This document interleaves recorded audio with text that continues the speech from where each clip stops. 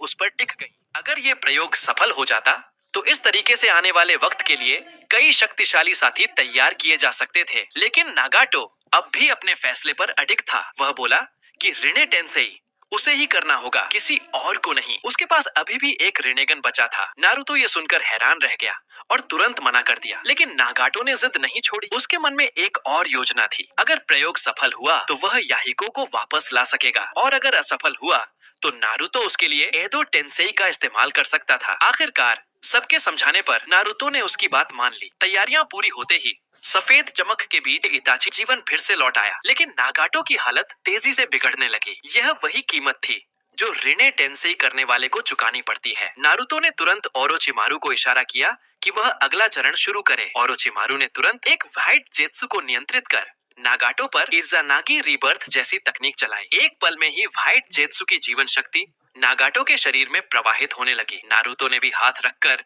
उसमें अपनी चक्रा देना शुरू किया। धीरे धीरे नागाटो के भीतर जीवन लौट आया। उसके सफेद बाल फिर से गहरे लाल हो गए। नारुतो और ओरोचिमारू ने एक दूसरे को देखकर हल्की मुस्कान दी। आखिरकार सफल हो गए। थकावट ने नारुतो के पूरे शरीर को घेर लिया। वह भारी सांसें लेते हुए समझ गया कि यह प्रक्रिया कितनी खतरनाक और ऊर्जा खर्च करने वाली थी। यह तरीका आसानी से दोहराया नहीं जा सकता था, क्योंकि इसमें जीवन और मृत्यु की सीमाएं धुंधली पड़ जाती थीं। पास खड़े इताची ने अपने भीतर की गर्मी महसूस की। वह हैरान था कि वह फिर से जीवित स्वस्थ शरीर में लौट आया है। वह अपनी शक्ति को लगातार बढ़ते हुए महसूस कर रहा था। लेकिन तभी उसके दोनों शारिंगन आंखों से झड़ने लगे, मानो कागज की परतें हों। दरअसल अपने पिछले जीवन में उसने अपनी आंखें सास्के को दे दी थीं। अब दोबारा जी उठने पर वे आंखें स्वाभाविक रूप से वापस नहीं आ सकती थीं। नारुतो ने मुस्कुराकर कहा, फिक्र मत करो, इसके लिए मैंने पहले से तैयारी कर रखी है। उसने अपनी पीठ से एक कंटेनर निकाला जिसमें 2 शारिंगन आंखें थीं। ये थीं इताची की प्रेमिका इजुमी उचिहा की आंखें। इताची हैरान रह गया। उसने पूछा, तुम्हारे पास ये कैसे आई? नारुतो हल्के से मुस्कुराया और बोला, ओबिटो के पास बहुत सी अजीब चीजों का संग्रह था। पिछले महान युद्ध के बाद